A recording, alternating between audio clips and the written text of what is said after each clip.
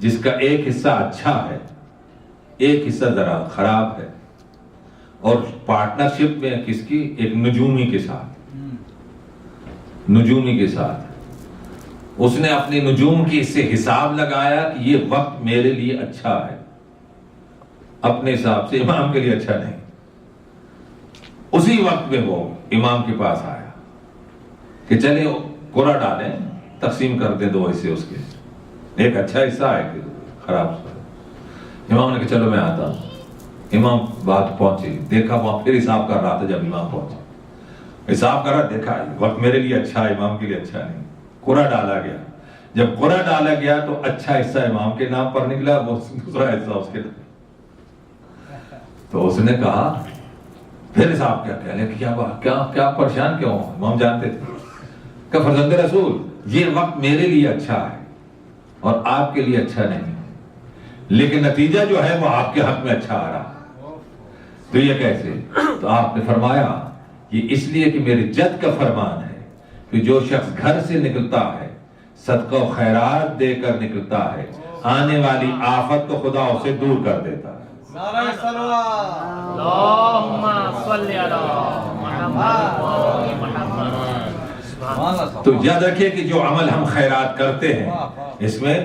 کل میں زکوٰۃ کے سلسلے میں یاد کروں گا کہ وہ جو زکوٰۃ کے معنی یہی ہے پاکیزگی کی جو ہے، تو یہ اعمال کے اچھے ادھر بھی اور دوسری طرف بھی جو ہے ان کا بھی ساتھ ساتھ تھوڑا تھوڑا ذکر کروں گا اسی آیت کے سلسلے میں۔ تو میں عرض کر رہا تھا کہ یہ جو مال جو بھی ہے جو صدقہ و خیرات دیتے ہیں، یہ صدقہ و خیرات جو ہے یہ ہماری منزل تو یہ ہے کہ ہم سے یہ آفتیں ٹلتی ہیں،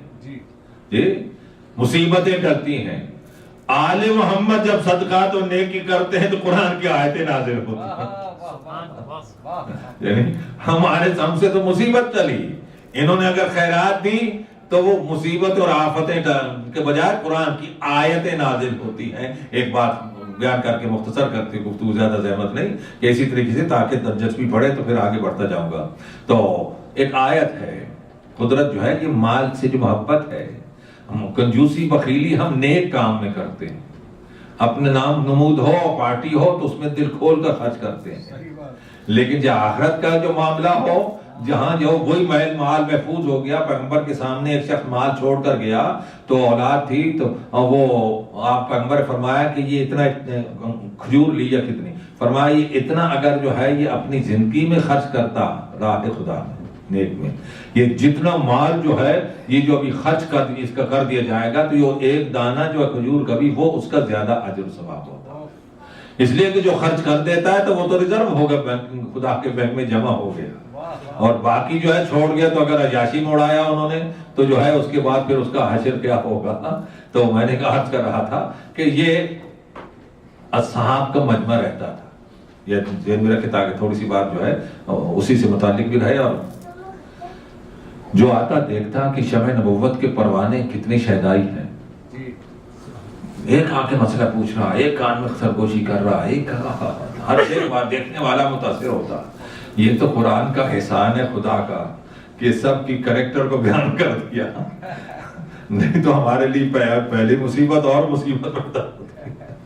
ایک معیار دے دیا، قرآن کی آیتیں نازل ہو گئی تاکہ جو ہے تم کہاں کرو، تم اپنا کام کرتے رہو، ادھر یہ کام کرتے رہے۔ تم نے بسم اللہ کو جو ہے پڑھنا چھوڑ دیا، بسم اللہ کی جو ہے اس کو سورہ الحمد کا جز ہی منع کر دیا، سورہ الحمد کا جز بھی نہیں ہے، یہ لکھا ہے۔ عجیب بات ہے کہ جملہ آ گیا کہ جز بھی نہیں ہے، لکھا کہ معاویہ جب آیا مدینے تو نماز پڑھائی، اس نے خلیفہ بن گیا تو بغیر بسم اللہ کے اس نے سورہ الحمد کو پڑھا، تو بات کو راضی نے تفسیر کبیر میں لکھا کہ اس نے مدینے والوں نے کہا کیا تم نے اسرقتا، کیا تو نے چرا دی ایک آیت، اب نسیتا یا تم بھول گئے ہو، آیت تو نے چرا لی ہے، یا مدینے والوں نے کہا، تو اس کے بعد دوبارہ نماز پڑھائی بسم اللہ کے ساتھ۔ تو جیسے کہ آپ نے عرض کیا، آپ کو معلوم ہے کہ بسم اللہ سے بھی جہاں علی کا نشان آیا، یہ نقطہ ہے جی میں نے عرض کیا تھا کہ حی علی خیر العمل کے غدیر میں رسول نے بلوایا تھا سب کو، یہ 1,20,000 کے مجمع جمع ہوا تو سب نے سنا حی علی خیر العمل، اذان میں کہو گے تو کہیں وہ غدیر کا اعلان تو نہیں ہو رہا ہے۔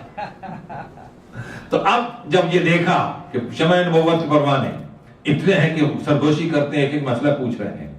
رہے ہیں، تو اب توحید نے آیت نازل ہوئی کہ یہ اتنے ہیں، تم بہک نہ جانا. آیت نازل ہوئی اب جو بھی رسول سے سرگوشی کرے گا مسئلہ پوچھے گا اس کو پہلے خیرات دینا پڑے گی, خیرات دینا پڑے گی. اس آیت نے واقع نے جو بڑی بڑی جو قربانیاں مالی کہتے ہیں نا, فلاں نے اتنے مال کی قربانی کی تھی جی, فلاں نے وہ جاتے ہوئے ادھر جہاد کے رسول نے بھیجا اتنا مال دیا, وہ سب کی اس سے ذرا اس سے اندازہ ہو سکتا ہے. تو اب جب آیت نازل ہوئی کہ اور صدقے کا مال کی مقدار کی کہ اتنا دینا, اس کی بھی کوئی قید نہیں تھی کہ بھائی اتنا زیادہ مال ہے نہیں دے سکتے, کہ جو صدقہ و خیرات دے گا وہ مسئلہ پوچھے پیغمبر سے. جب یہ آیت نازل ہوئی تو آپ سب نے لکھا ہے, اور ہم نے ان دلیلوں کو جمع کیا. شورا کی جو میٹنگ تھی, شورا کی سیکنڈ کے الیکشن میں, تو اس وقت جو امیر المومنین شریک ہوئے تھے, اس وقت امیر المومنین نے اپنے استحقاق کے لیے 100 دلیلیں پیش کی تھی اس شورا کی میٹنگ میں. اس میں یہ آیت بھی پیش کی تھی اور حدیثیں پیش کی تھی, اور میں نے ادھر سے ان کو جمع بھی کیا ہے. تو اب وہ جب آیت نازل ہوئی کہ جو صدقہ و خیرات دے گا اس کو وہ مسئلہ پوچھے, سب نے لکھا, رازی ہے, سجوتی ہے, تبری, سب نے لکھا کہ حضرت علی نے 1 دینار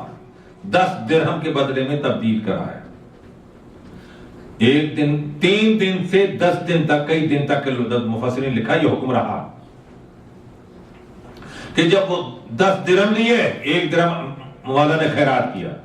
پیغمبر کے پاس گئے, جا کر مسئلہ پوچھا, پھر بیٹھ گئے کسی اور کو توفیق ہوگی. جو خیرات دے کر جو مسئلہ پوچھے گا یہ آیت اس کی شان میں ہو جائے گی. کتنی بڑی فضیلت ہے کہ قیامت تک اس کا شان ہو جائے گی, اس کی شان ہو جائے گی اس آیت پر عمل کرنے والا. تو 3 دن تک کم از کم یہ حکم رہا. تاریخ کا مفسرین کا اتفاق ہے, صرف اور صرف فرزند ابی طالب نے 3 دن میں مختلف اوقات میں 1 درہم دے کر خیرات کی, اور اس کے بعد کسی نے ایک مسئلہ نہیں پوچھا, سب علیحدہ ہو گئے سرگوشے کرنے والے. اس کے بعد دوسری آیت نازل ہوئی جس آیت نے اس حکم کو منسوخ کیا, کینسل کیا اس حکم کو. آیت باقی ہے, چونکہ قرآن میں کچھ وہ آیتیں ہیں کہ جو حکماً کینسل ہے, تلاوت کے لحاظ سے کینسل نہیں ہے. جیسے کہ پہلے کیا تھی, عدت کتنی تھی, عدت سال بھر کی اس طریقے جیسے ہوتی تھی, وہ اس کو کم کر کے 4 مہینے. تو اس طرح آیتیں جو ہیں, اس میں چند آیتیں ایسے ہیں کچھ ہیں کہ حکم ان کا کیا منسوخ ہو گیا, آیتیں جو ہے ان کا تلاوت منسوخ نہیں ہے ہوئی, وہ شان اعجازی کے ساتھ باقی ہیں. تو اب جب یہ کہ 3 دن تک یہ آیت کا حکم رہا اور کسی کو یہ شرف حاصل اور توفیق حاصل نہیں ہوئی کہ درہم 1-2 درہم خیرات کر کے یہ اس آیت کی فضیلت حاصل کر لیتے, تو ہم اپنے بھائی سے یہی کہتے ہیں کہ جو 1-2 درہم خیرات کر کے آیت کی فضیلت حاصل نہ کر سکے, وہ اونٹ اور گھوڑے یہ خیرات کہاں سے کر سکتے ہیں.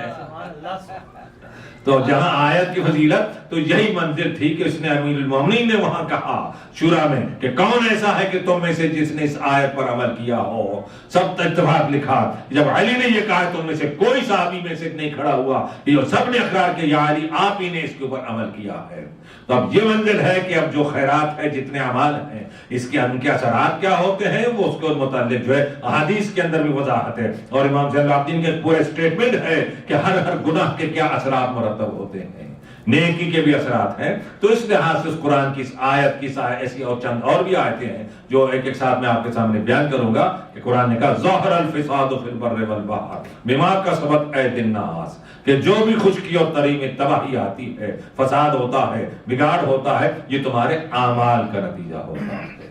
آج کی گفتگو یہیں تک جو ہے مناسبت سے میں عرض کر دی. کل انشاءاللہ اس کو اور بڑھاؤں گا, اور یہ تسلسل سے جہاں تک چلتا ہے اسی طرح کی اور بھی چیز ہے جہاں تک چلے گا آپ کو تک پہنچاؤں گا. پالنے والے اس مبارک مہینے میں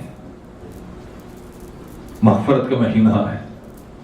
ہماری زبانیں گناہگار ہیں, دل گناہگار ہیں. ہم گناہگار اسی زبان کے ساتھ تیری بارگاہ میں تو نے ہی کہا ہے کہ مجھے یاد کرو, مجھے پکارو, مجھ سے دعا کرو, میں دعا کو قبول کرتا ہوں. پالنے والے محمد و آل محمد جو تیرے معصوم بنتے ہیں, جو تخلیق کائنات کا باعث ہے, انہی کی عصمت قربت کا واسطہ ہم دیتے ہیں. ہماری خطاؤں کو معاف فرما,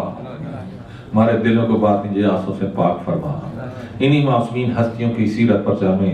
چلنے کی توفیق عطا فرما۔ مردوں کو امیر المومنین حسنین علیہ السلام کی سیرت پر،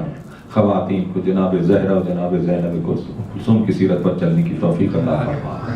سید سجاد بیماری کا واسطہ جو مومن مومنات بیمار ان صحت کاملہ عطا فرما، جو پریشان حال ان کی پریشانیوں کو دور فرما، جو بے روزگار انہیں روزگار فرما، جو بار روزگار رزق میں برکت عطا فرما، حاضرین کو رافت سے محفوظ رکھ، جائز مرادیں پوری فرما۔ جن مومنین کی بچیاں ہیں ان کی ذمہ داری ہے